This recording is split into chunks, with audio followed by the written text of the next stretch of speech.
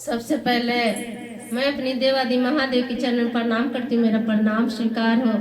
माँ पार्वती के चरण प्रणाम करती हूँ, मेरा प्रणाम स्वीकार हो। गौरी पुत्र गणेश के चरण प्रणाम करती हूँ, मेरा प्रणाम स्वीकार हो। हरिंद्र भैया नीलम दीदी के चरण प्रणाम करती हूँ, मेरा प्रणाम स्वीकार हो। जितने भी भैया दीदी मेरे वीडियो को देखते हैं उनको मैं चरण छू के प्रणाम करती हूँ, मेरा प्रणाम स्वीकार हो। तो देखिए भैया दीदी कि बड़ा ही सुंदर होली के गीत बा गुरु जी के, एकरा के मन लगा के रुआ लोग वीडियो के शुरू से अंत तक देखम लोग।